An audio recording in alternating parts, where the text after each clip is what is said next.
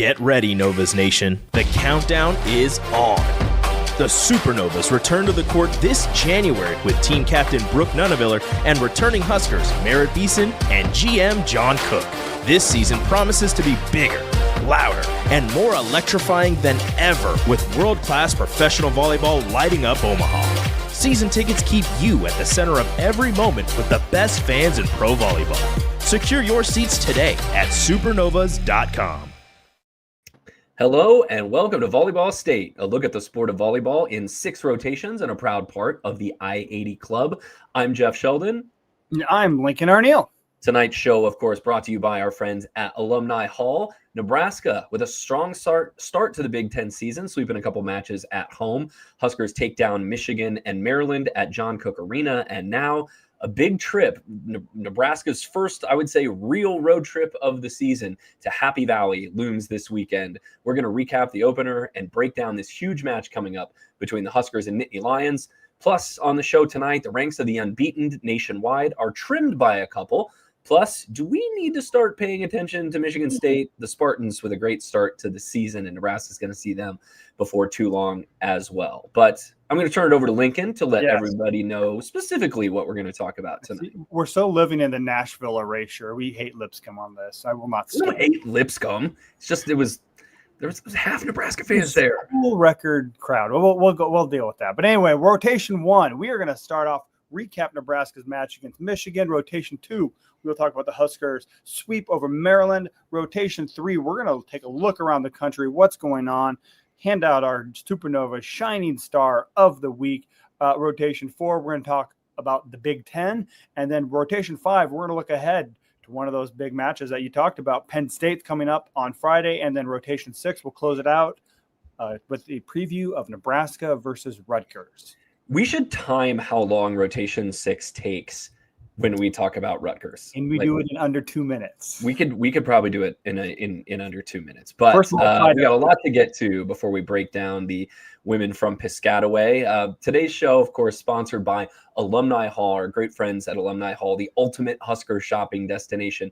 They've got 2 locations, of course, downtown at 11th and P, right across from the Lincoln Grand Movie Theater, and at South Point Pavilions down at 27th and Pine Lake Road. Alumni Hall has more volleyball merchandise than any competing retailer. You can check it out. The weather is starting to cool off. Like, I'm here in my freezing cold Volleyball State HQ, so I am dressing warmer tonight. For the men, maybe I need to check out the Cutter and Buck Fleece Half Zip. It looks great. It's on sale at Alumni Hall. They've also got the Charlie Hustle Script long-sleeved hoodie. If you need to up your hoodie game, check out Alumni Hall. Plus, they're running a special promotion right now at Alumni Hall. They're giving away tickets to the Nebraska-Michigan State match on October 25th. Plus, if you win that, you're going to get a $100 Alumni Hall gift card as well. So go online to alumnihall.com or walk into one of their 2 Lincoln stores, and you can register for this game day giveaway. Plus, Lincoln, we're going to save our great listeners 15% off of their merchandise purchases at Alumni Hall. 2 ways to do it. You walk into the store, you say, hey, I listen to Volleyball State. They said that you would give me a 15% discount. And if that doesn't work, personally DM us, and we'll call up and yell at someone. Or you go online to alumnihall.com and you use the promo code Volleyball State, all one word, no spaces, and they will get you that 15% discount off of all of your great Nebraska merch. Christmas is coming up. I mean, we just put up Halloween decorations at my house, but that means that we're into the start of fall. We're into Christmas shopping season. Go stock up for yourself, your loved ones, a coworker who you need a Secret Santa gift for, and you can't decide what to get them. Alumni Hall is always a great choice. Yes. All right. Well, let's go straight into rotation 1. Nebraska versus Michigan. This turned out to be a very quick match. 75 minutes was the official. It was the fastest of the year. And you watched the first set. You did not think it was going to be that quick, but it was. Nebraska ends up sweeping Michigan 25-22, 25-10, 25-13. I think the Huskers broke the Wolverines as the match wore on. And it might still be broken when you look at what happened this weekend when they played Michigan State. Yeah, I mean, talk about the first set is probably the only one really looking at the point by point of what happened too, because Michigan came out and they really battled against Nebraska too. I mean, well, I should say that Nebraska was up 19-12, and then Michigan's like, maybe we should start serving or hitting and kind of really tightened it up a little bit too and got it all the way back. They got as close as 22-21 after Allison Jacobs had a kill as part of a 9-3 little burst. But then she had a hitting error. Taylor Lanfer slammed home an overpass off a Harper Murray serve, and then the two teams traded. Michigan got a side out, and then Jacobs, who had maybe one of the highest ball tosses that I've seen in a while on a serve, her serve went straight into the net, and that was set one. Mm-hmm. Yeah, Michigan State sort of aired themselves out of the set a little bit. We talked about this match a lot on Volleyball Elite, our post-game show that is available to Patreon subscribers of Volleyball State. So if you want to catch our Volleyball Lates, go to patreon.com/i80club, and for just $5 a month, you can become a Volleyball State Patreon subscriber. One thing we didn't know exactly at the time that we found out when we saw serving numbers the next day, this was Nebraska's best serving night of the season. Michigan had just a 38.8% good pass percentage. Nebraska served tough. Olivia Malk had some big service runs. I know Harper Murray had a big service run. So Nebraska really put Michigan on its heels, and Michigan kind of needs to ball handle well because they run a 6-2. And for that to be effective, you got to get the ball kind of up on top of the setter so you can run that middle game. And Michigan just couldn't. Michigan's middles were kind of invisible on Friday night, and they had some of the attacking percentages in the Big Ten, which I think are good, safe to say are going to go down after this weekend. But Jenna Haynes, she had three kills. Yeah, she hit 3 kills at 141, and then Serena Nyambo, she had zero. She just had 2 kills, 2 errors on just 8 swings, so 15. And she was hitting like 450 coming into the match. Yeah, they were both above 400, and really were not that effective. And I think a large part because of Nebraska serving. Absolutely. Overall, this was a really good defensive match for Nebraska. Not so much in the blocking, but Nebraska held Michigan to a season low 108 hitting, which is pretty, average, I would say, for a Nebraska opponent. Because Nebraska's opponent hitting percentage this year is like 115. Michigan had been hitting well over 300 coming into the match, which maybe just teaches you that don't pay close attention to team statistics until we get well into conference play. Michigan did not exactly play a murderer's row in their non-conference schedule, but Michigan's previous season low was hitting 245 against Virginia. Nebraska chopped that over in half. So Nebraska really did a number on Michigan defensively. And we talked about this on Friday, Lincoln. This was a really good Bergen-Riley match as well. Yes, yeah. I thought, not only was she aggressive offensively, she had 5 kills on 9, but she really set up her middle blockers well too. And I think it all starts from her being aggressive on offense as well too. She had the typical dump she had. And then I think one of them I remember stuck out where she basically had to kind of like gently shove Rebecca Alec to the side so she could go at the ball. And then instead of setting it, she just kind of poked it one-armed and found the back corner. But yeah, I think really aggressive. And I think that carried over to the Maryland match too of maybe it's finally sinking in. Bergen, be more aggressive. Go for your shots, and that opens up a lot of things. Her placement was really well, and Nebraska ended up hitting, especially in the second set, Nebraska hit 565. So really growing. Yeah, and anytime that your middles have the match that Nebraska's middles did against Michigan, your setter had a really good connection going because Andy Jackson and Rebecca Alec combined for 17 kills and hit 538. And I think, Lincoln, the thing I'm most impressed about with the way the middles game is working is transition, right? Yeah. It's not just a first ball. They're not just running slides or, running in front of the setter off of a first ball, although they do plenty of that too. Nebraska is not afraid to set middles in transition, which is sort of like the final boss of your middle offensive game. And both Jackson and Alec are getting set in transition by Bergen-Riley, and it's really impressive to see.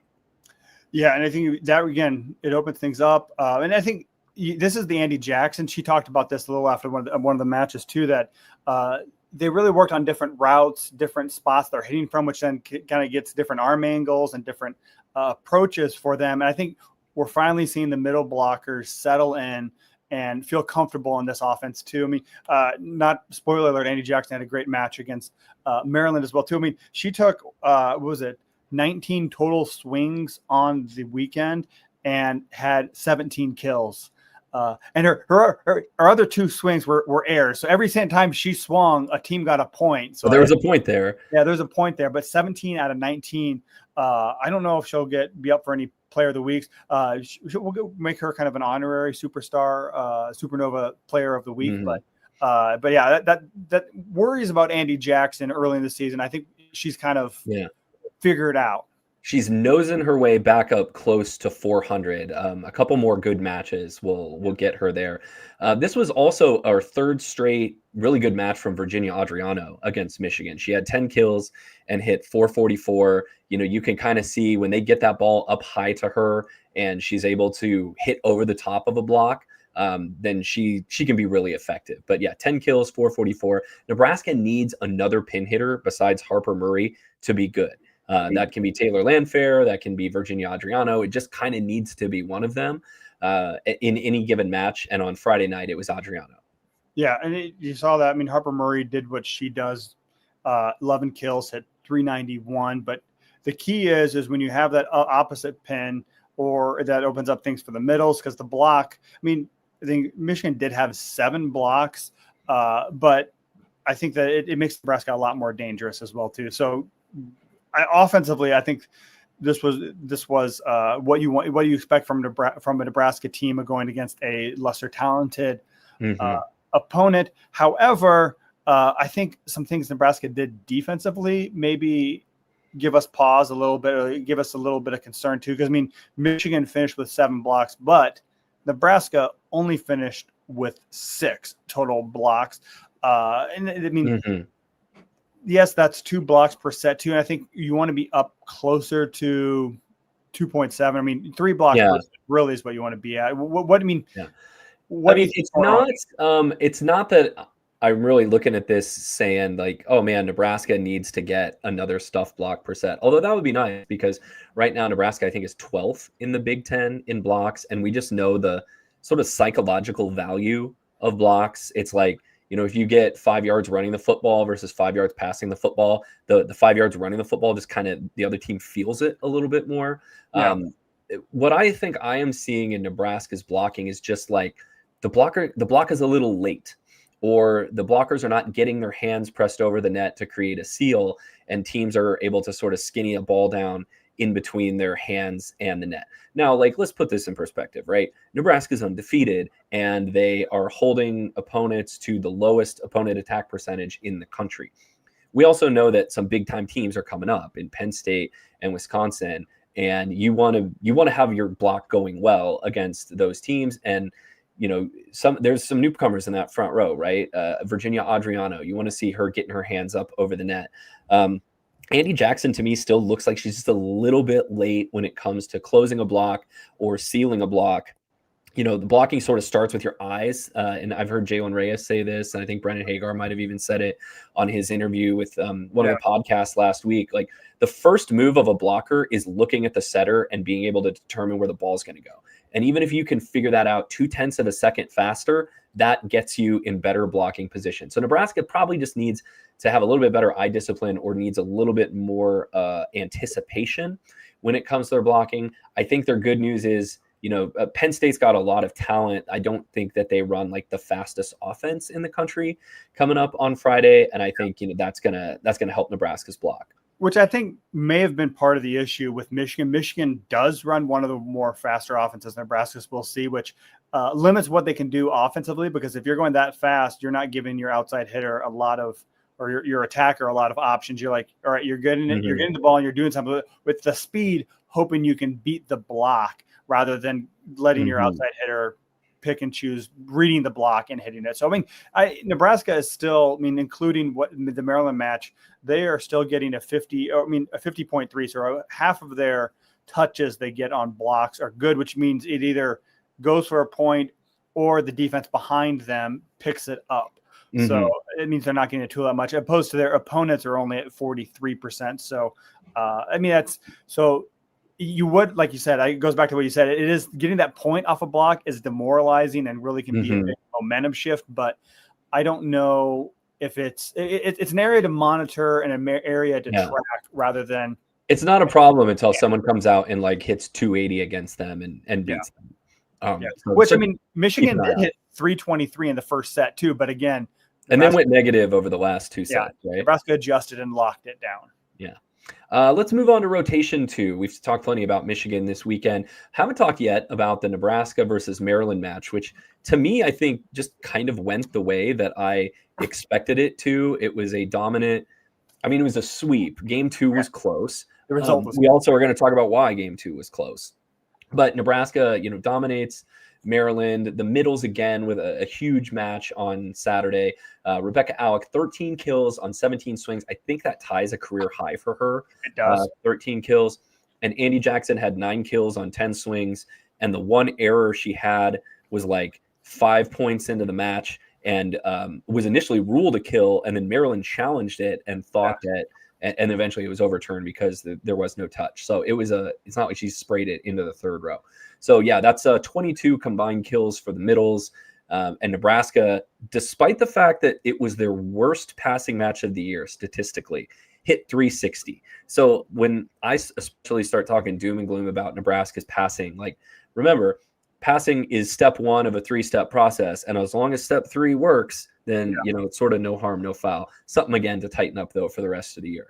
Which is interesting, too, because Nebraska's game plan coming into this, they talked about this after the fact, was to go heavy middle. Because the way Maryland sets up their block is Maryland is sprinting to pin. They're very good on block coverage. I think you saw that kind of in the numbers from Nebraska's pin hitters were not good. They were not wonderful because Maryland is always sending 2 pin hitters, but that allowed Nebraska's middles to get a lot of one-on-one matchups or one-on-none matchups if they found the seam.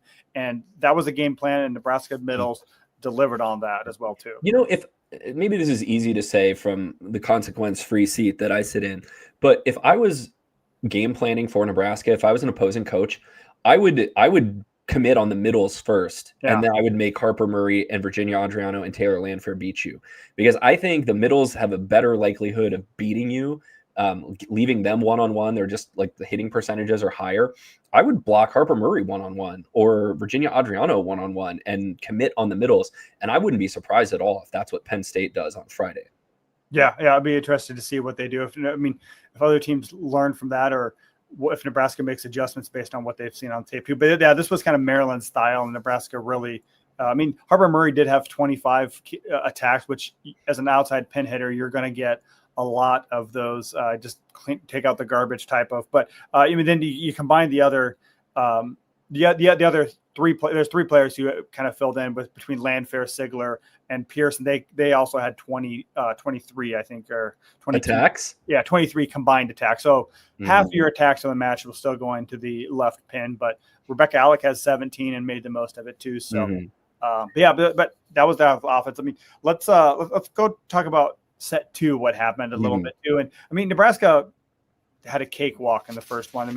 It was 25-14, weren't really challenged. So second set, Nebraska comes out.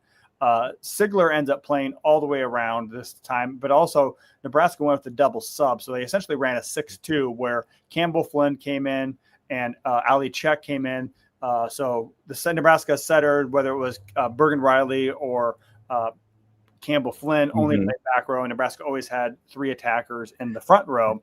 And Nebraska actually started that fairly well too. Again, got out to a 19-12, just like they did against Michigan. Yeah. But things kind of fell apart from there.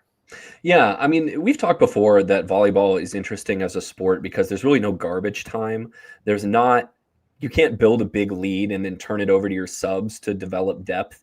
Danny Busby and Kelly chose in this match to just take the second set after. I think probably if Nebraska had lost game 1, she wouldn't have done this, but because Nebraska cruised in game 1, game 2 was like all right, let's mess around and try some stuff set.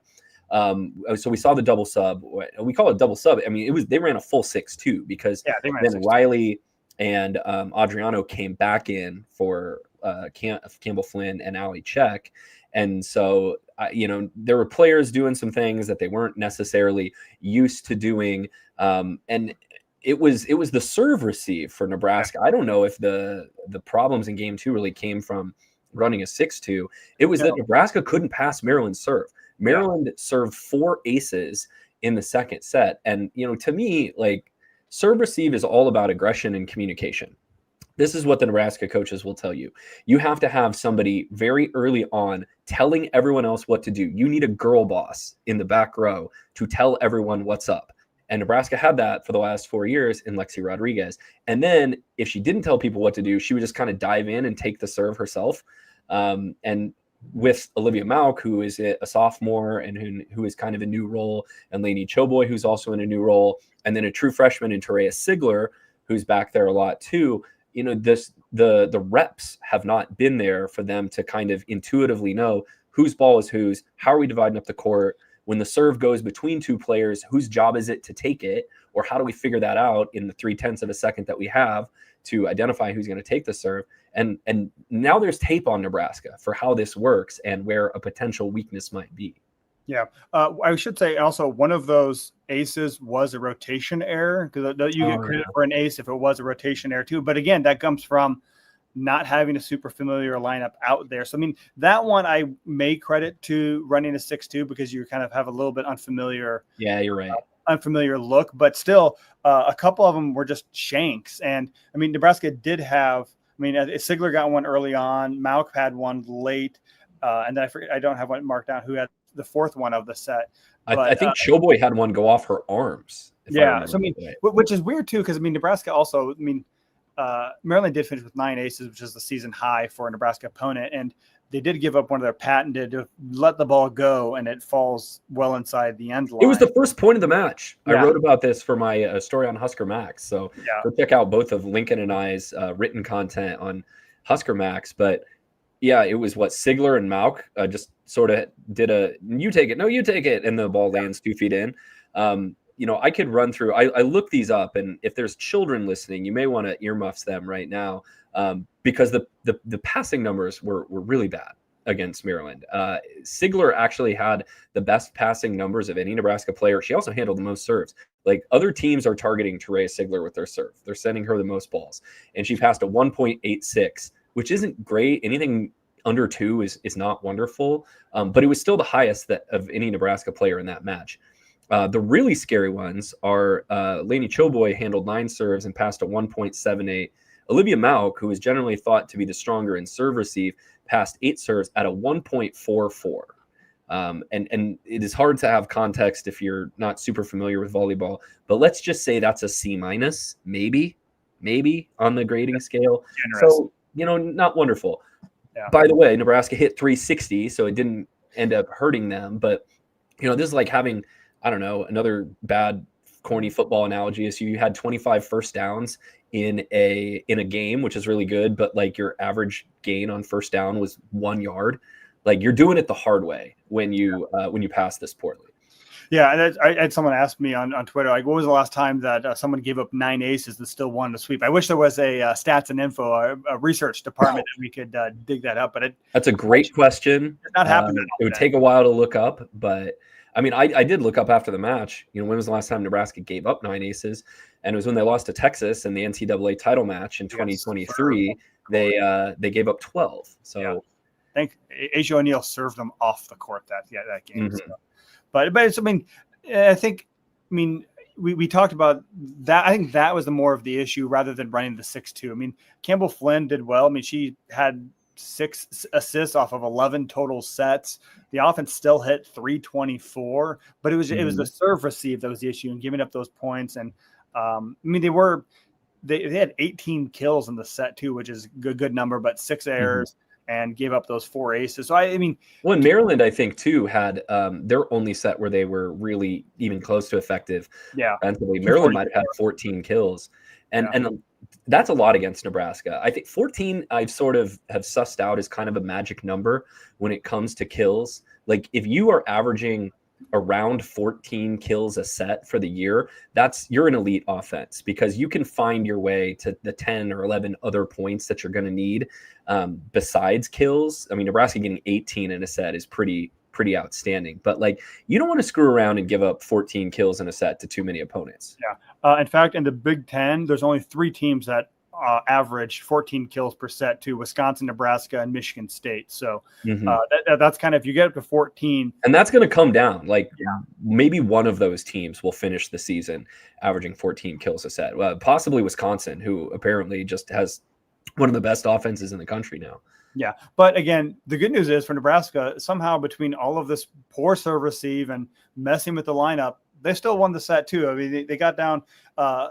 Maryland rallied, tied the set at 22.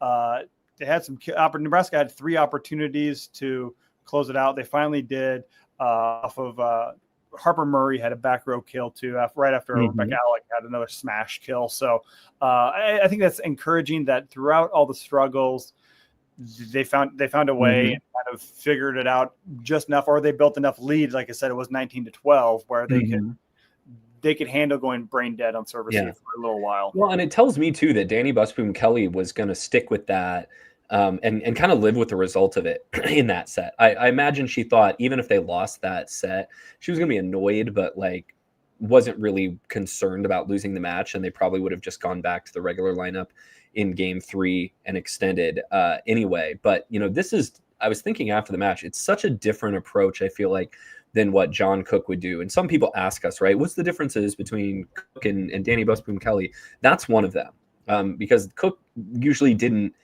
do big time lineup changes like that. If he wanted to get a young, a reserve into the match, he would wait until they were up 18-10 in game 3 and let them come in for a couple rotations. But, Danny played a lot of players at Louisville, and it's clear she's going to play a lot of players here. And maybe that's kind of just what you have to do these days in college sports, is make sure that everyone feels pretty. But, it didn't end up hurting Nebraska, because in game 3, the middles were like, hey, remember us? And Nebraska got out to a 5-0 lead and really was never threatened.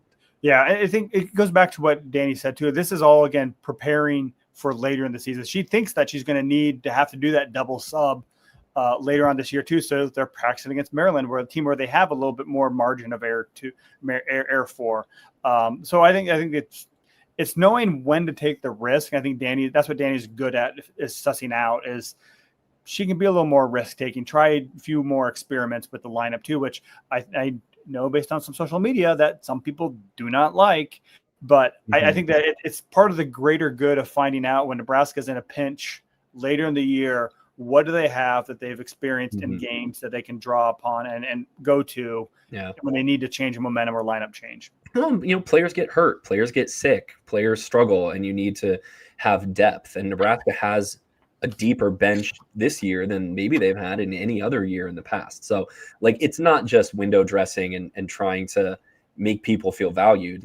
You need to make sure that Campbell Flynn has game reps in case Bergen Riley gets the flu sometime in November, and you need her to come in and set you a conference match. Yeah. So, we talk about all the struggle. Nebraska did finish this match with 11 blocks. Were any of your worries quelled just a little bit, or? Maryland had some players that I thought I was actually impressed by. Maryland has some talent on their team. I thought Malawal was really good. And it was kind of funny seeing her and Adriano, 2 Italians talking back and forth between the net. And I was like, wonder when the last time that's happened in a Nebraska volleyball match.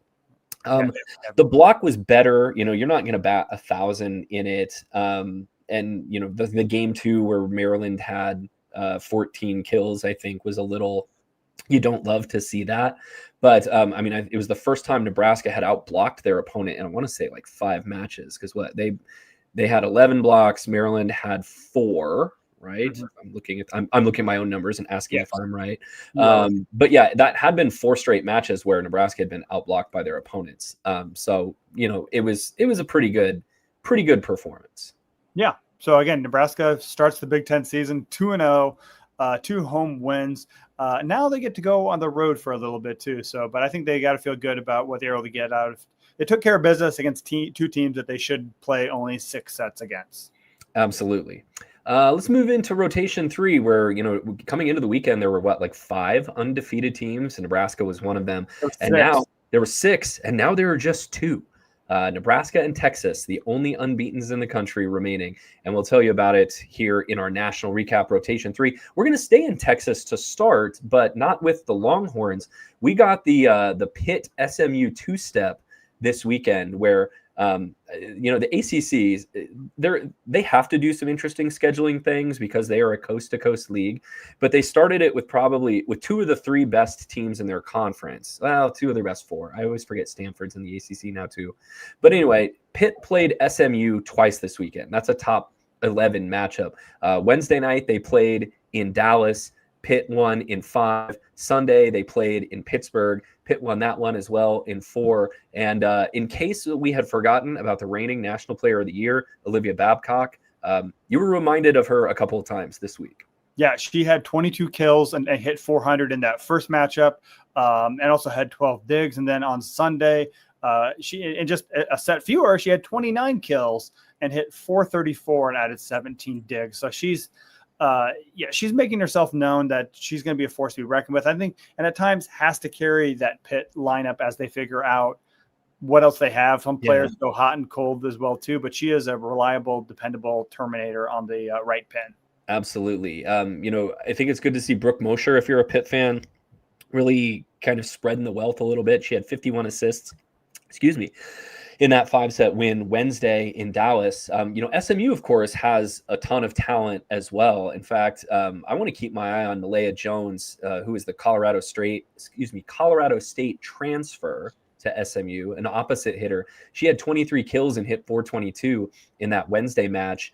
She already has 4 matches on the year with 20 kills at least. She got in the portal early, and I think SMU snagged her early. But if you were a team out there before Kennedy Martin got in the transfer portal and you're looking, hey, we need to bolster our opposite hitter position, that was maybe the player to go get if you had an opportunity, because Malaya Jones was the Mountain West Player of the Year last year. She's an outstanding terminator, and she's doing great things for SMU this season. Yeah, she was in and out before most teams were still playing in the tournament and figuring out what they were going to do for the 2024 season. She was already committed to the Mustangs. So the DMs had gotten slid into by someone before the end of the season. Yes, but Pitt's now won 10 straight in a row. Their next challenge is going to be probably Louisville. Again, one of the top 4 teams on October 19th. So they get to play some of the middling or ACC teams the next couple weeks. So Pitt could be like 14-2 by the time they go into Louisville. Yep. So after they figured out, they messed around with Florida, and Nebraska suffered losses that first weekend of the ABCA first serve and have not lost since then. Speaking of other teams that have not lost, Texas, they welcome to the SEC, Vanderbilt, and we sweep you. So I mean, there's not much notable in this match except for Ella Swindle did not play. She had a leg injury. She did play in the second part of their week 2 against Missouri, but Rella Benny, she stepped in. Texas didn't miss a beat, still hit 446. They're just they figured out what they are. Their identity is on offense, and it's at the pin hitters too. Their middles come and go a little bit too, but their pin hitters put it down, led by Tori Stafford and the pair of outstanding freshmen that they have of Abby Vanderwall and Kari Spears. I haven't looked at Texas's passing numbers yet. Maybe they have just shorn that up a little bit and been in system a little bit more. But I know in their first couple matches, it wasn't anything outstanding on offense. They were below 300, and then bam, 3 straight matches now they're hitting over 400. That Friday match against Missouri was a Friday or Saturday where they played Missouri. Regardless, it was in the past. It was in the recent past. They did have to go to extra points twice, but they still swept Missouri 25-19, 26-24, and then 27-25. Missouri's still pretty good, but Tori Stafford can make you look pretty average. She hit 407 for Texas, had 15 kills. Freshman Kari Spears, who I don't even know who's the closest challenger to Spears for National Freshman of the Year right now. I don't know if you can clinch this award in September, but she's up there. 14 kills and hit 346. And then Missouri, led by the Hawaii transfer Kaylin Alexander, who's really good, had 17 kills. And so even though Missouri outblocked Texas 12-4, do not see that often. It's another 2-0 week for Texas. And now Texas and Nebraska, the only 2 remaining unbeaten teams in the country. Yeah, I think that's maybe Texas's one weakness is their middle blockers.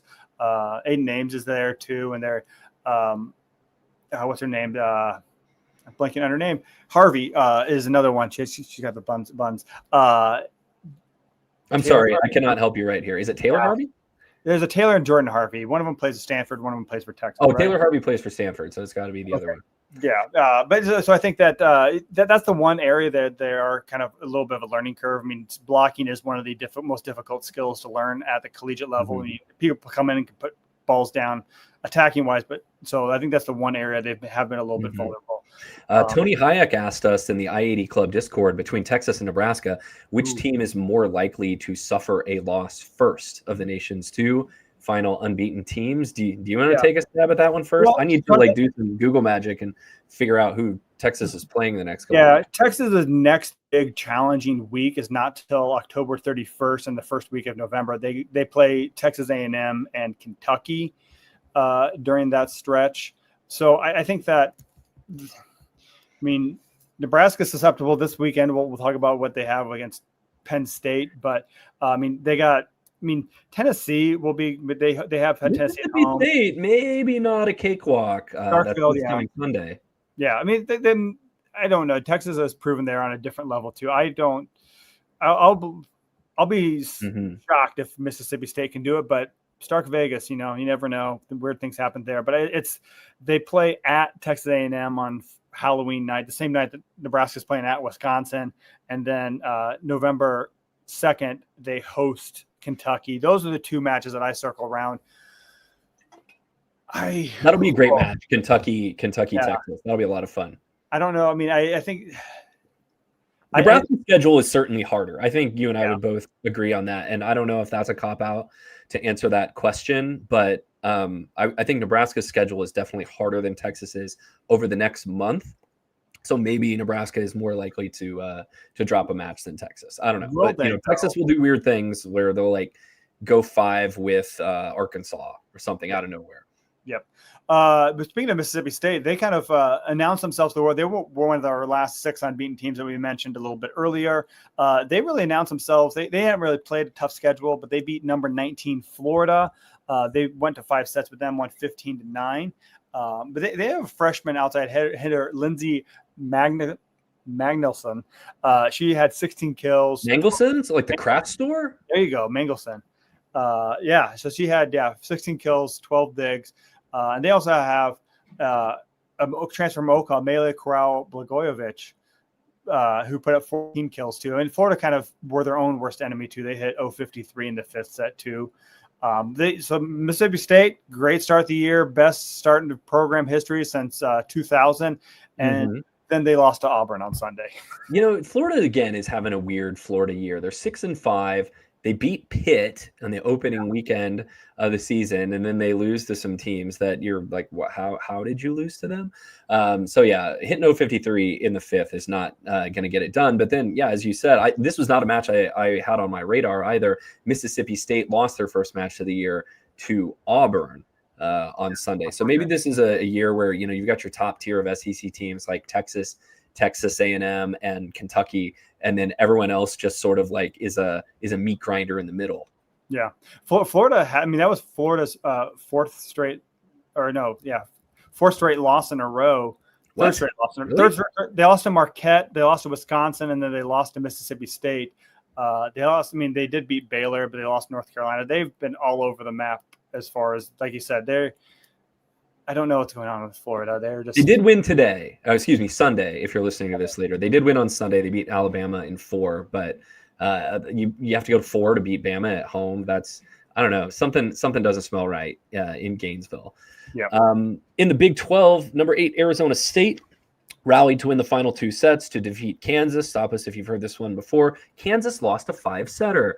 Noemi Glover, that great Oregon transfer for Arizona State, had 25 kills and hit 311, kind of a defensive slugfest. The teams hit 180 and 156. Again, you see that just the 6. I think she's 6'7". Jovana Zelenovic, the Serbian opposite for Kansas, had 18 kills in this one. But Kansas is now 1-5 in 5-setters this year, with all 5 losses coming to ranked teams. So Kansas is really good, but they've been playing a tough schedule to start the season. So if you're wondering why your teenager is friends, their favorite player in college volleyball is Jovana Zelenovic, it's because she is 6'7". And really good, right? Their size. There's players that are tall and not much to speak of. She's a dynamic hitter. And Jeff, find a Gen Z person at work, and they'll explain that joke to you. So okay, good, because I have no idea what you're talking about. But yeah, Kansas, they fall to 1-5 in 5 setters. All 5 of those losses have come against ranked teams, so they get to the 5th set and can't close the deal. So it's frustrating for Matt Elmar, but they're learning, they're figuring things out. Yeah. Another 5-setter in the Big 12. Number 20 Baylor takes down number 9 TCU 15-9 in the 5th set. Bailey Warren had 16 kills for Baylor, 4 Bears in double figures. Morgan Madison had 22 digs on the defensive side, and let's see if I get this right. Tahani Ulufatu 21. Evan Hendricks, who is really good for TCU. This is not the first time we've mentioned her name on the show. 25 kills, 17 digs, but this is a big win for Baylor, who, seems every year that they might lose a really good player to the transfer portal. They've had some coaching staff turnover, not with their head coach, but with some assistants who moved on to get head coaching jobs. And That's a big win for the Bears. Yeah, because I think both the head coaches at TCU and SMU. Sam Erger was on the Baylor staff. Yeah, and so both former Bears assistant coaches as well there too. So, Baylor has they've lost a couple matches this year too. But I was working on my my media poll for the 900 square feet, and Baylor, they're inching their way up into the discussion as well too. So one team does that come out on Mondays or Tuesdays? Mondays is when it comes out. So. All right. So, where do people find that? Sign up for the 900 square feet by our good friend Lee Feinswag, and you get the email. I think last week it came to email subscribers earlier, but then it was posted on social media for all to find there. But yeah, it's 900 square feet. You get a great daily volleyball digest. But one team that will not be in consideration anymore is Utah. They went 0 for a week. They lost in 5 sets to Iowa State, and then also lost to Colorado. They've been battling some health issues as well too, but they must, because that team's got talent. We saw them in Lincoln. They spanked Nebraska in game 1. Yeah. And what was I'm blanking on the name of the outside hitter. Gibaldo. Yes, yeah, Cam Gibadlo is really good, and now Utah's going to tumble their way out of the top 25. Yeah, but Colorado maybe a little bit better than their record. They've lost twice this year, both their matches against Colorado State, which they are probably still a little raw about, but they also beat BYU. It's the first time that BYU lost this entire season as well too. And they did it in 4 sets as well too. Anna Burlovich, she had 22 kills, 4 aces, and hit 333. And Colorado hit 328 from the match as well too. So, and BYU only hit 185. So Colorado, maybe they just had in-state rivalry. You never know what's going to happen there too. So keep an eye on them. Yeah. Bayamon, by the way, is asking us when we're going to talk about Illinois Purdue. We're going to get to that in our Big Ten segment, big guys. Yes. So don't worry. We will chat a little bit about that match. Yeah. So go ahead. BYU lost their first match of the year. We also had, Texas and Nebraska only ones left. It was a rough week for undefeated teams. West Virginia lost to Cincinnati. Clemson lost twice to Florida State and Miami. Hofstra. Oh no, the Pride. Fighting Pride. They lost to Charleston. Pride twice. Down. So then Mississippi State, like we said, lost to Auburn as well too. So we lost a lot, and we're down to 2. So only 2 people left. I don't know if there's everyone ever expected this too, but no one's going to be surprised that Nebraska and Texas are only defeated teams left. Absolutely not. We also did not put our heads together about the Supernova's Shining Star of the Week. I hope you're okay. I was going to put mine in there. You were going to put this, and this is another player whose team suffered a loss this week. But we're going to talk a little bit more about Kennedy Martin in our Nebraska Penn State preview rotation. But oh my goodness, is this young lady filling up the stat sheet? Kennedy Martin in the 5-set win over USC on Friday had 29 kills and 13 digs. She had 8 kills in the 5th set alone. Most teams don't get to 8 kills in the 5th set in a race to 15. She had 8 kills in the 5th, and she accounted for Penn State's final 7 points of the match on either kills or blocks. And then on Sunday, she turned around and Penn State really had no other idea, or at least no other good idea. So they kept feeding the ball to Kennedy Martin. 67 swings for the Florida transfer on Sunday. 34 of them went down for kills. So that's right about a 51% kill percentage, which is really outstanding. She hit 403. Alas, Penn State lost in 4 to UCLA. So for the week, in matches against USC and UCLA, Kennedy Martin averaged 7 kills a set. That's ridiculous. That is ridiculous. So because of that, she's our Supernova Shining Star of the Week, too. She is carrying the Nittany Lions right now. So congrats to her on her great performances. I mean, I'm sure, she would have traded some of those kills for a win on Sunday, but she has a performance that we couldn't ignore, too. So, well, she has 4 days off before she has to go out and probably take 60 more swings against Nebraska on Friday. Yes. So she is our Supernova Shining Star of the Week. So with legendary coach John Cook now serving as general manager, plus former Husker star Merritt Beeson, as well as Captain Brooke Nuneville are back on the roster. This is a season you do not want to miss for the Omaha Supernovas. So come be part of the best atmosphere in all of professional volleyball. They have 14 thrilling home matches at the CHI Health Center. So cheer on the Supernovas as they chase another championship. Don't wait. Grab your season tickets today at supernovas.com.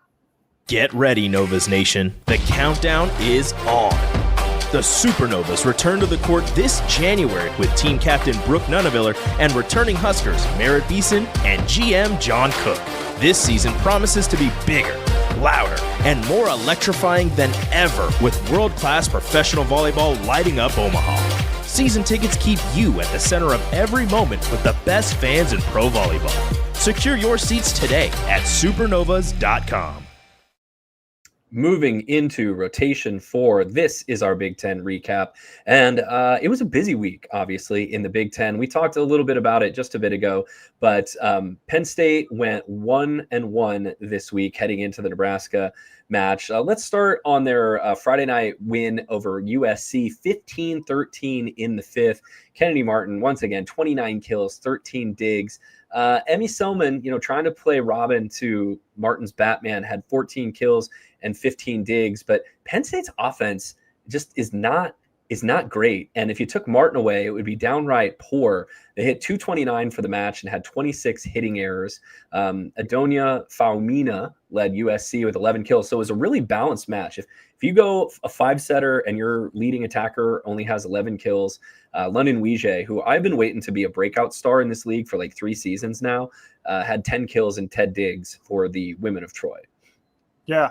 So, I thought USC almost pulled out the reverse sweep. It looked like Penn State was going to take care of business, won the first 2 sets, not much fight. Then USC regrouped, figured some things out, won the 3rd and 4th sets too.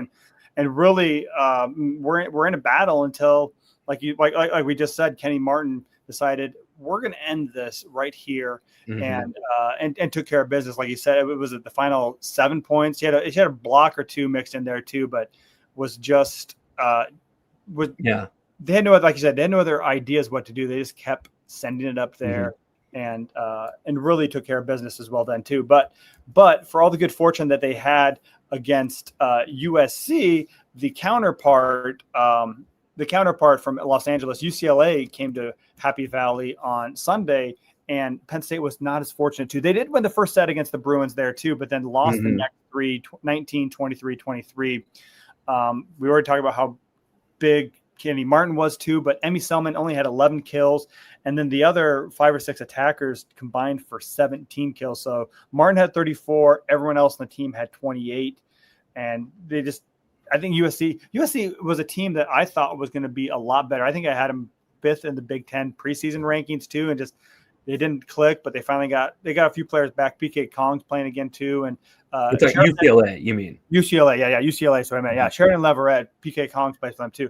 But Sheridan Leverett, she had 20 kills, and Aruza, their outside hitter, Alania Aruza, she had 16 kills and 14 digs. So a good effort by the Bruins there too. This is kind of their big marquee win of the year so far. I mean, Sheridan Leverette's an all Big Ten player right now. Yeah. I believe she was last year, but you go out to Penn State and you put up 20 kills in a 5-set win. She's going to be a handful for anyone to deal with.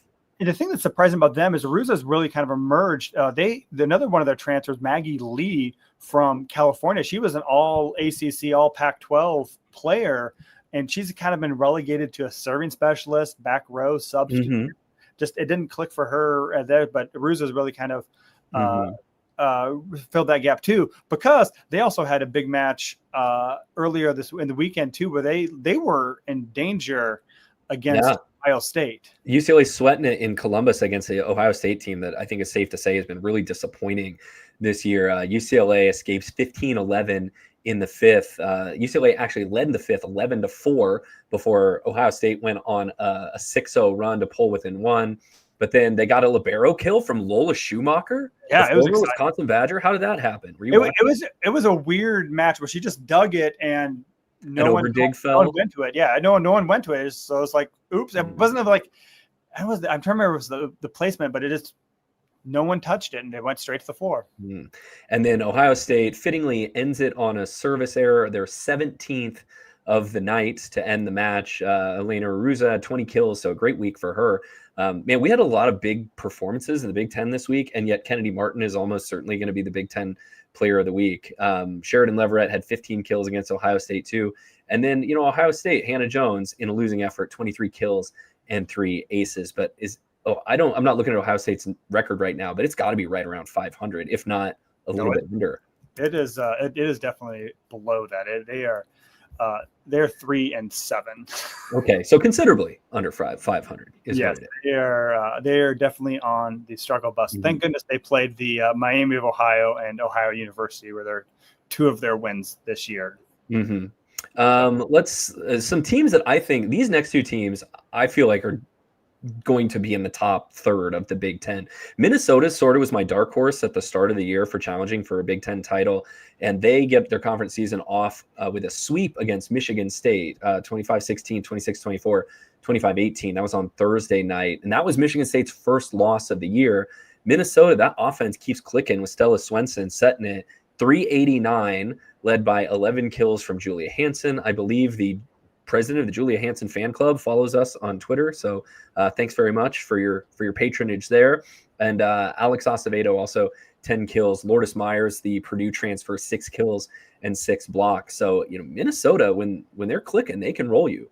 Yeah, which is surprising. I mean, Minnesota, I think I agree with you. They were one of kind of the dark horses, but they've suffered a number of season-ending injuries, but they haven't had that tough of a schedule yet. I will say Michigan State maybe is one of their tougher matches since they opened the season against Texas A&M. But they have that. They're using that time to figure out their lineup, and they're continuing to.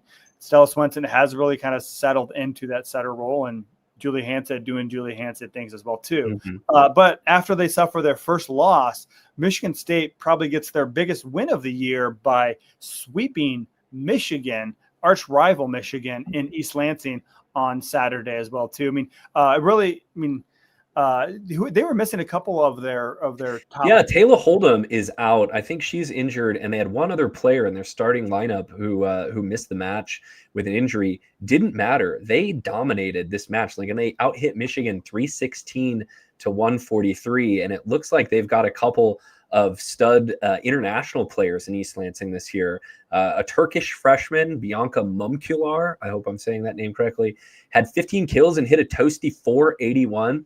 And then I'm going to, pull up my poll or check ancestry and try to get this name correctly.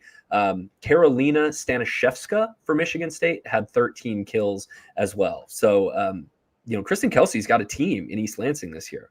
Yeah, too. And the other part about it, Michigan, they ended up pulling Allison Jacobs, who was their best player too. And she only had 1 kill on 11 swings. I had to look this up because I was worried she got hurt again, and I don't believe that's the case. It was just the numbers were not good.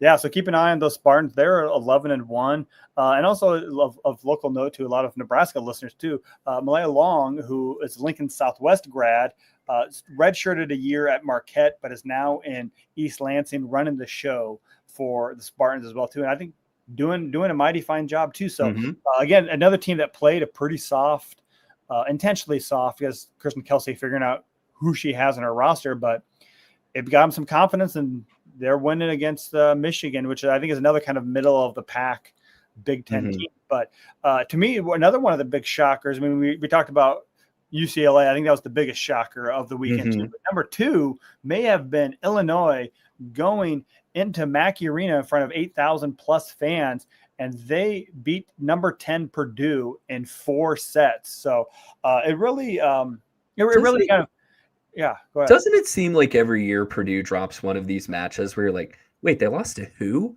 I forget who it was last year. Indiana, wasn't it? They lost to Indiana. It might have been Indiana. But, I don't want to take anything away from Chris Thomas and Illinois. They had a really balanced attack. They had 4 players with at least 11 kills. Taylor DeBoer had 17. And so anytime you can win in West Lafayette, whether it's in Holloway Gym or in the bigger Mackey Arena, like that's a feather in your cap. And if you're Dave Shondell, right, a number 10 team is not supposed to be losing to unranked teams at home. Kenna Woolard, doing her thing with 16 kills for Purdue. But, this was a match that was really close, right? I'm not looking at the box score right now, but I remember I think the sets Illinois won were deuce games or 2 or 3 point sets, and Illinois just a couple points better over the course of the match. Yeah, I mean, it was – yeah, the thing was Purdue only hit 195. So, I mean, which actually was 10 points higher than Illinois. But Illinois blocked them too. Yeah, Illinois just had a lot of even distribution and a little bit higher too. But Purdue won. The set Purdue won was kind of a blowout, if I remember right. It was like 25-14. And then Illinois won 3 tight sets. So that sort of skews the numbers a little bit. So, yeah, end of the set, everything resets to 0. Illinois now 2-0 in Big Ten play. They got a tough one at Wisconsin coming up on Thursday. Yeah, so Illinois starts undefeated 2-0. This is just the first weekend, but also making it through the first weekend, there's 6 teams. Nebraska won, Wisconsin. They may have the softest. We didn't talk much about Wisconsin. They played Rutgers and Iowa. Rutgers and Iowa. Yeah, we don't need to talk about those matches. Wisconsin's still really good though. We're not soft. They did what they should do against Rutgers and Iowa.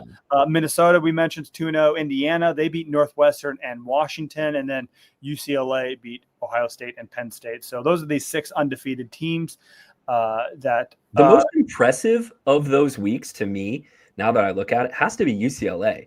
Going 3 time zones away and winning 2 road matches. I know Ohio State's not very good, but then turning around 48 hours later and winning a 4-setter at Penn State. We might have to stop making fun of UCLA, and by we I mean me, because I make fun of UCLA a lot. Let's see how they do, in the next couple of weeks. But that's a really good week for the Bruins. Yes. All right. Well, let's move on to rotation 5. Start looking forward.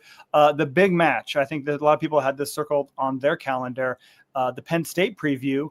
Before we get that, let's get to our sponsor of our look at this week. This segment, our Penn State previews, brought to you by JIV Athletics. That's JIV Athletics.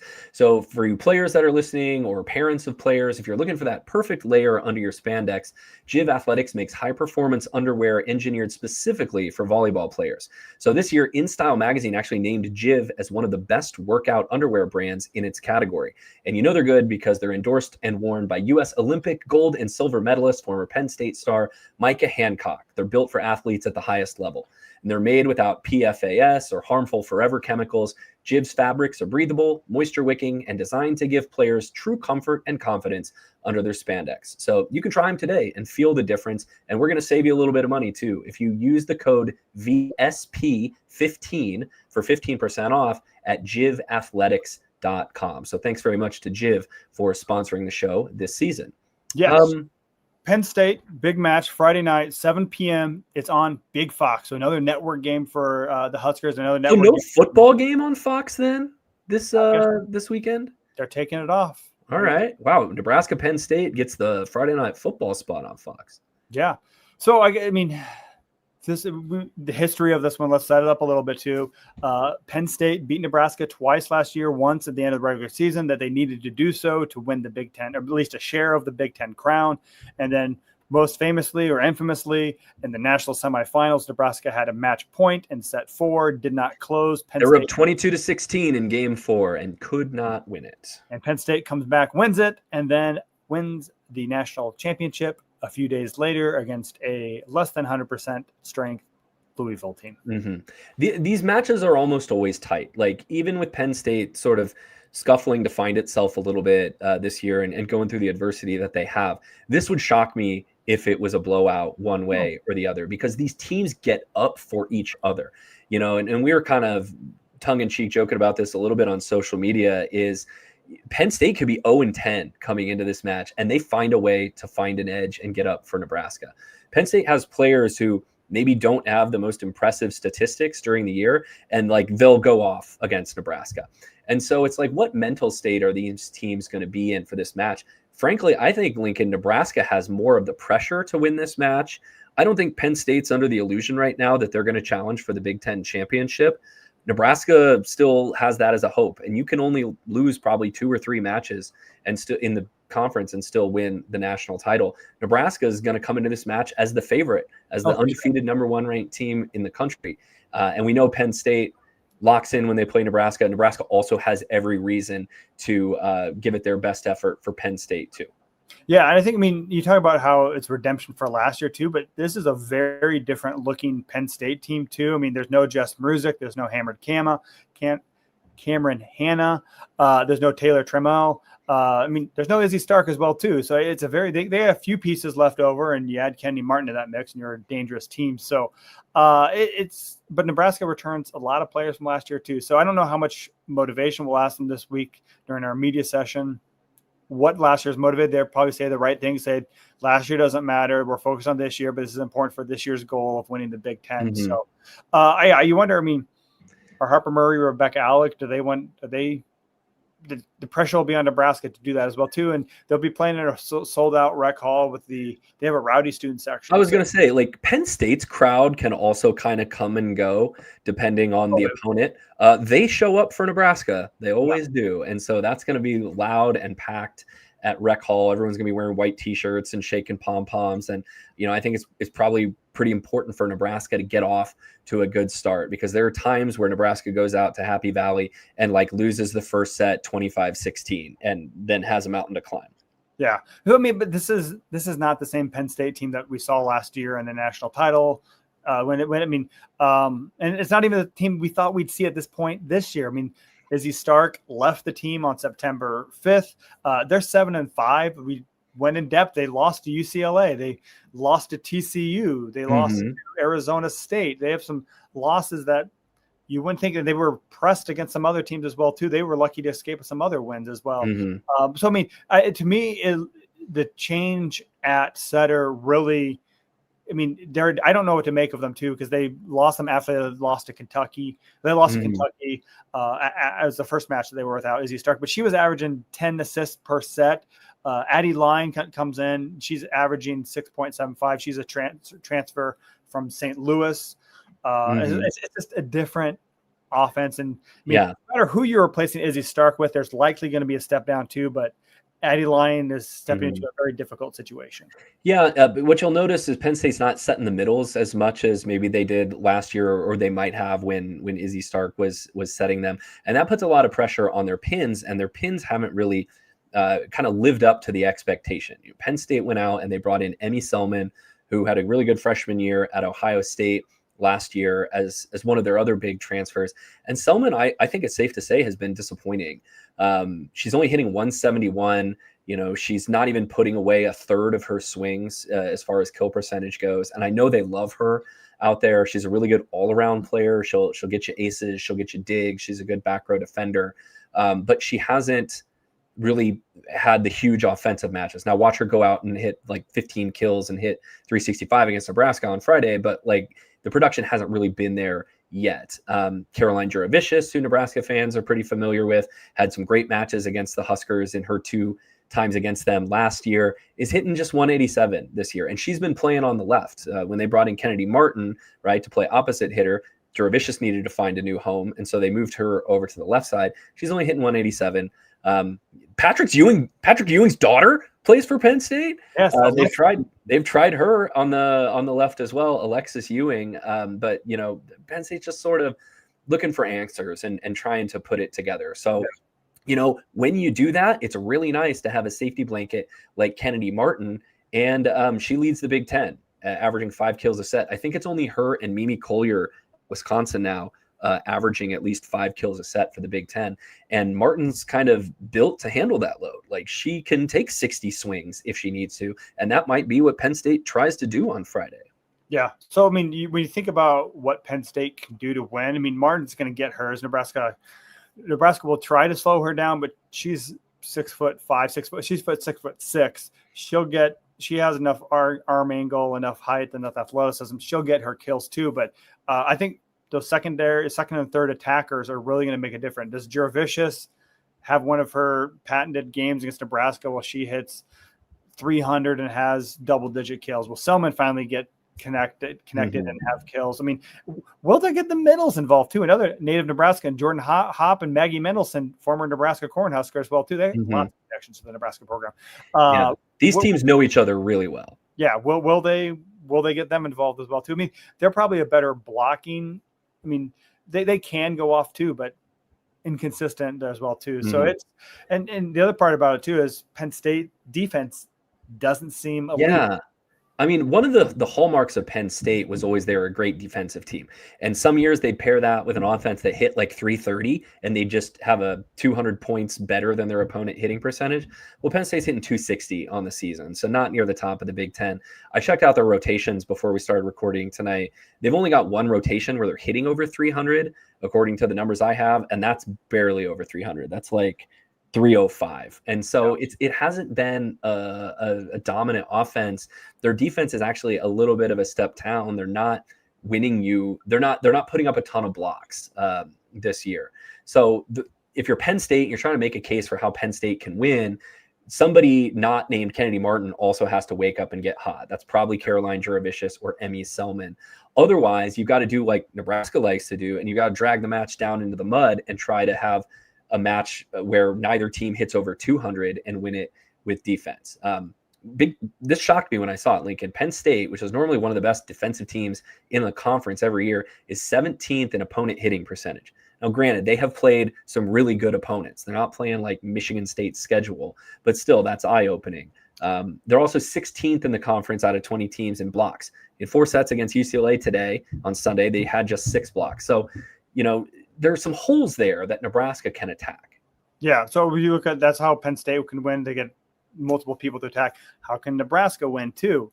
I think Nebraska needs to clean up. We harped on this a lot during the first couple rotations too. They need to figure out how to pass. They need to handle Penn State's serve, play in system, have multiple options, keep the Penn State defense guessing. Can they lock in this big match and kind of in a loud gym, in a hostile environment, and pass well to get their offense going and set everything else up? Because it all starts with that passing. That's the key. You know what I've never asked and never thought to ask, I guess, but like, is it hard to see the ball in that gym with everyone kind of wearing white and like you've got that ball? Is it hard to see? I don't know. Penn State has to see the same ball in the same environment too, but that's interesting. It seems like Nebraska doesn't ball handle that well in rec hall usually. Yeah. So again, and we talk about this for Penn State as well too. Who's going to be the secondary people to step up? I mean, Harper Murray, I think will get her kills. Can she get her kills at a high efficiency? Be low air. I think that's another key too. But is it going to be? Is Adriana going to have a match? What Taylor Landfair are we going to see? And how much can they feed their middles as well too? Yeah, I mean, this is really it's the number one question I have about Nebraska, big picture over the whole season, and that goes beyond the passing thing, which needs to get figured out, is they need a pin hitter besides Harper Murray to be reliable and consistent. And it hasn't been Taylor Landfair really, although her numbers are a little bit better this year. And it hasn't really been Virginia Adriano, despite how good she played in that 3-match stretch. She didn't have great numbers against Maryland. So, that's why I said at the start of the show, I wouldn't be surprised if Penn State's like, okay, we're going to sit on your middles and we're going to make sure that Rebecca Alec and Andy Jackson don't beat us, because Jackson has shown a tendency to kind of pull balls down into the block. Like she can be error prone. And if she has a match where she has 8 kills and 5 errors, like Nebraska's kind of in trouble, I think. Yeah. And I think you wonder if you get her more routes, get her on the slide, and kind of make Penn State's block follow her. I don't know. I think maybe they can outrun. But then if you do that, you're hitting up against. Then she's got a tool to block. She's got to hit high hands, and like a middle that can tool on the slide is kind of unstoppable. And that's one thing you'd like to see Andy Jackson do a little bit more of. Alex actually doing it a little bit more, which is really impressive. Or hit line, right? Don't just try to pull the ball down into the block cross court because you're Andy Jackson and everyone knows you can jump like 10 feet in the air. Penn State has the discipline and talented blockers to make you pay for that. And then Nebraska just got to absorb the damage from Kennedy Martin, right? They're going to give her 60 swings in that match, and she's probably going to get 15 or 17 kills. This is the Pittsburgh match all over again, right? You know that you're going to get some wounds from the opposite hitter. You just have to make sure that they're not fatal. Yeah. So absorb that, figure out how to run your offense, and, do it to make it sound like nobody. UCLA did that. All this hyping up we were doing of how great Penn State is too, but UCLA somehow figured out a way to take them down.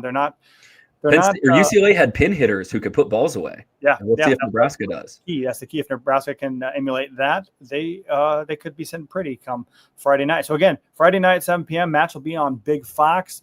To me, this is the biggest. Kind of set the tone for Nebraska's Big Ten season, but it's not their only Big Ten match of the year. We're going to come back and talk about Rutgers right after this. Hi, I'm Mikey Hancock, two-time Olympian from Edmond, Oklahoma. Confidence means everything. For me, it comes from within. As an elite athlete, you look for external validation way too much. I've worked really hard to attain that and not seek external validation. JIV makes me feel confident because I don't have to worry about the functionality of my undergarment. At the Paris Olympics, I was so happy that JIV was the layer beneath it all, whether I was gallivanting the city or playing in the Olympic Games. Instead of adjusting what I'm wearing, the functionality of it helps me lock in and be in the moment. That's why I choose JIV, not just for game day, but for every day. Great, thank you. Hey, there we go. We're back. Sorry, I pushed the button wrong. No, we're good. All right, so we'll move on to rotation 6. Rutgers, start the clock on this one. Saturday night, 6 p.m., Jersey Mike's Arena. This match will be on Big Ten Plus. Jeff, what do you know about Rutgers? I know it's a school in Piscataway. And last year, when Nebraska played out there, they let everyone in for free, I believe, and they had like 10,000 people. Rutgers, not great, right? 9-5 on the season after they lost to Minnesota on Sunday. And then, could be 9-6 by the time Nebraska sees them because they play Maryland on Friday night. And Maryland's not terrible. Yeah, it could be 10-5. You're right, too. The big gun to look out for on the Scarlet Knights is sophomore outside hitter Aspen Maxwell. She played at Missouri to start her career. She's 6'4", and she can put balls away. She leads their team in just over 4 kills a set. She's been in double figures in all but 2 of Rutgers matches this year, and she had 14 kills on Sunday against Minnesota in a losing effort. So that's who you have to worry about with Rutgers. They do have a player, Zora Hardison, who's in the top 10 in the Big Ten in blocks. I think you're seeing a lot of inflated attack percentages from teams just on the Indiana, Michigan State, Michigan's end of the spectrum who don't play super talented non-conference competition. Rutgers is number 6 in the Big Ten in attack percentage coming into the weekend, hitting 290. But, I don't think that Nebraska's defense is going to struggle with them. No. But hey, shout out to their libero, Kenzie Durstad, who is a Papillion La Vista South native as well, too. So, I must have missed that. I looked at their roster to see if they had anyone. Her younger sister also going to Rutgers, too. So they got a pipeline of the Durstads from Papillion Vista South out to Piscataway. Okay, well, there we go. Nebraska has not historically had a lot of struggle with Rutgers. 15-0 all-time versus the Scarlet Knights since joining the Big Ten. Apparently, they did drop a match to Rutgers back in 1978, which predates even Lincoln and myself. Nebraska has also just dropped 1 set against Rutgers all-time since joining the Big Ten, which was back in 2021. So, I remember when Nebraska used to get Ohio State as the pairing partner with Penn State when they'd have to go out on the road. And like one year they beat Penn State in 5 and then turned around and lost to Ohio State in 5 the next night. The Big Ten has sort of done Nebraska a favor now by pairing them with Rutgers when they go out to Penn State. So you're probably thinking Nebraska is going to pick up at least 1 win this weekend. Even though, getting in and out of the Newark airport is never a fun trip. But hey, that's New York's the city, really. Yeah. Good luck with that. But But that's the preview for Rutgers. We will be back on Friday night. We're going to do a volleyball late after the Penn State match. It'll start probably half hour, 45 minutes whenever that match is completed. So it could be as early as 9 o'clock, could be as late as 10:30 or so. But we'll pay attention to our social media. We'll put that out. And again, you can watch Volleyball Late by becoming a Patreon supporter. That's Patreon, patreon.com/I80 Club. There's no dash in there, I80 Club. And get all of our Volleyball Lates and our weekly newsletter. And also watch shows live with us on Sunday nights for just $5 a month. We have one volleyball related question, not related to college volleyball, but came into the I-80 Club Discord. So we want to make sure that our subscribers are getting their money's worth. Bamon says, and I hope his daughters aren't listening because he's trying to keep this from them. One of my daughters was listed on the reserves roster of her team as a libero. The other daughter listed on the JV roster as a libero/DS. Is there a difference? I mean, there is a difference between the libero and the DS position because the libero never comes off the court. And the DS usually only plays, like 3 rotations? But I think that's the person making the program's way of saying, this is a defensive player that we can play either at libero or DS. It would be just like what they do with Olivia Mauk and Lainey Choboy, where one is going to libero, the other is going to be a DS, but they can both kind of play either position. So It sounds like your coaches value your daughters as defensive players. Yes, they're kind of interchangeable a lot too because libero is a defensive specialist. They're just wearing a special jersey. They got a special uniform to put on, and they're free apparently. So that's just don't wash them with like the whites. You'll screw up the whole thing. No, don't do that. Don't do that. So that is our episode for tonight. So thanks for watching. You can follow along. You can interact with us more on social media or read our articles on Husker Max. We got a link tree with everything you could possibly want set up at volleyballstate.com. So go check that out. Absolutely. Thank you very much to Alumni Hall. Thank you to JIV Athletics. Thank you to the Omaha Supernovas for being partners in tonight's show. Like Lincoln said, read our content at Husker Max, and we will talk to you again on Friday night for Volleyball Late after Nebraska plays Penn State, and be back here again with you on Sunday night. If you haven't subscribed, you will get this show on Tuesday whenever you listen to us. Thanks for caring about volleyball, and thank you for living in the volleyball state.